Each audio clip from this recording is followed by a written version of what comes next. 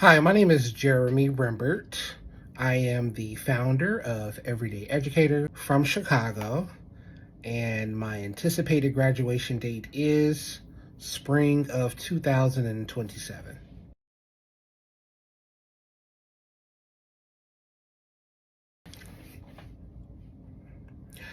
The research question guiding this analysis is: to what extent do governance practices and budget decisions influence first generation students' persistence, engagement, and graduation at resource constrained universities?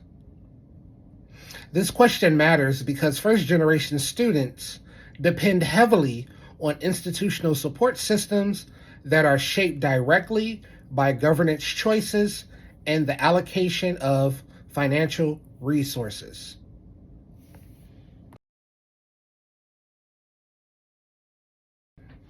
From the interviews, CFO and CAO statements, and multi year budgets, three themes consistently emerge. Number one, governance, voice, and decision making. Number two, resource scarcity and financial pressures. And number three, structural inequity and first generation student barriers. Understanding these themes help clarify how institutional structures upstream affect student outcomes downstream.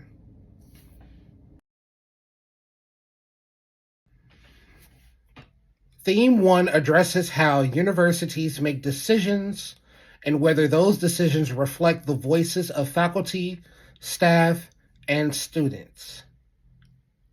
Here you see three quotes that capture this concern.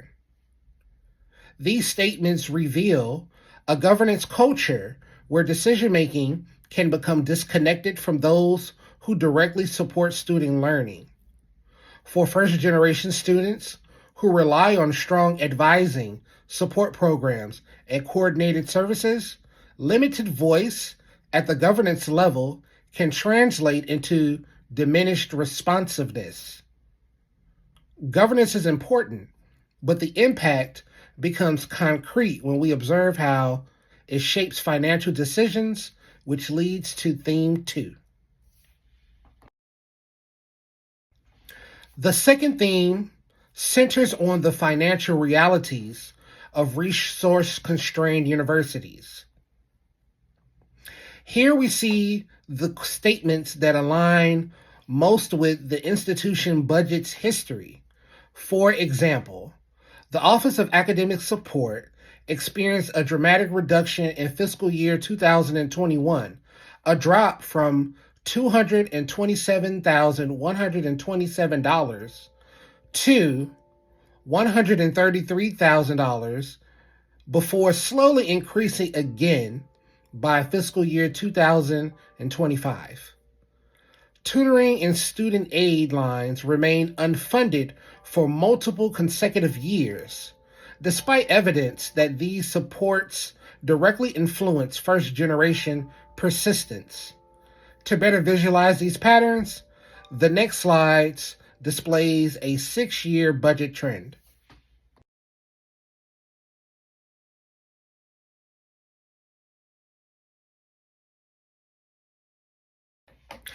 This chart shows fiscal year 2020 through fiscal year 2025 line item budgets for 4 key units, and this is from Chicago State University.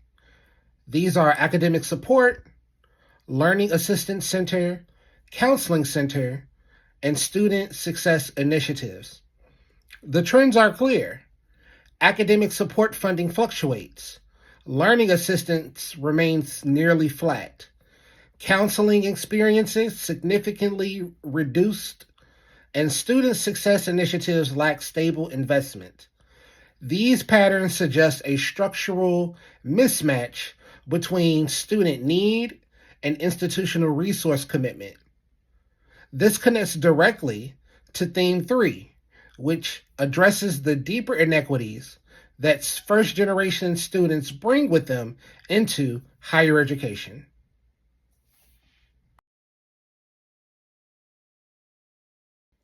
The third theme focuses on systemic inequities that shape first-generation student experiences even before they arrive on campus. Here we see the quotes that support that these disadvantages make academic support, advising, and engagement opportunities even more essential.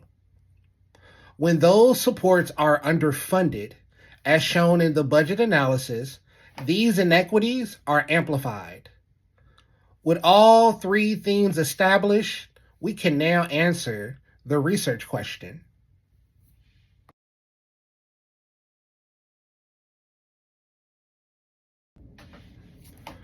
Governance practices and budget decisions influence first-generation student outcomes substantially. Here's how the themes work together.